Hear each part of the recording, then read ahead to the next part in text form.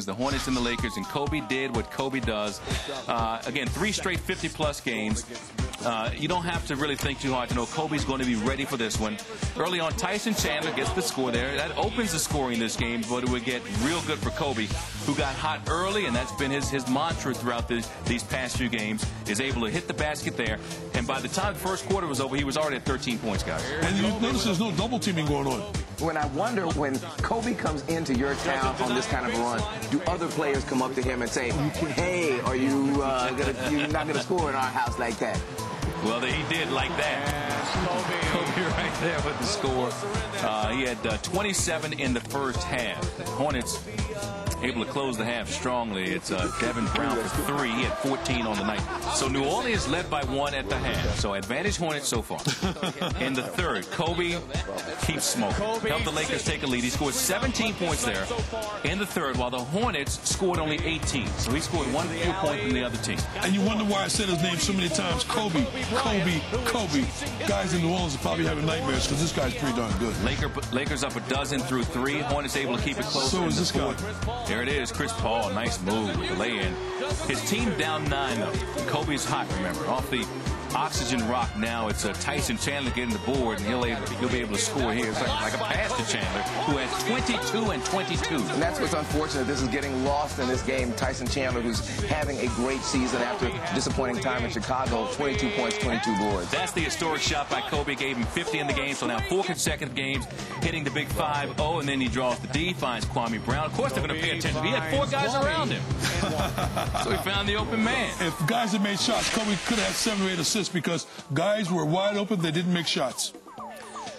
50. It's incredible. 50 points. Kobe Bryant does it again and again and again. Lamar owed him 15 points, so you can see the nearest score was 35 back. He's been a catalyst and more for this Lakers team. And his next 2 opponents, Golden State Warriors, who are not known as a defensive team.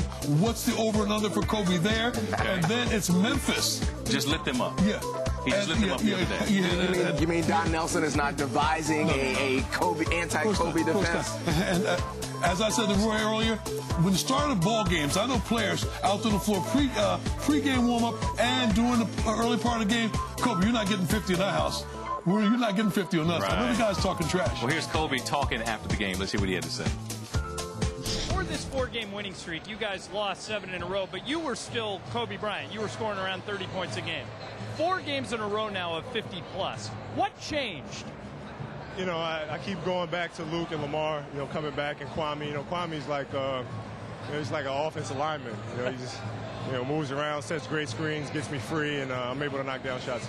You talked with me before the game about how one good thing that comes out of you being in a class with Wilt Chamberlain, and tonight you passed Elgin for most 50-point games as a Laker. When you watched Wilt and Elgin, what did you notice that you used today? You know, I just learned a lot of skills. You know, just the a lot of footwork, especially Elgin, how he operated.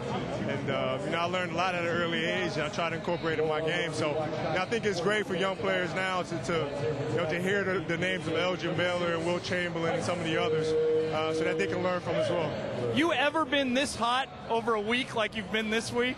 I don't think so.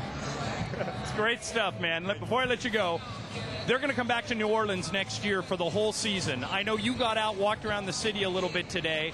Good idea? You think the team is welcome here and you like coming? Yeah, no, I think it's great. I think it's great. I think it's unbelievable what the city has done in terms of getting back on its feet. And, I think it's wonderful for the organization to come back here. This is where it belongs.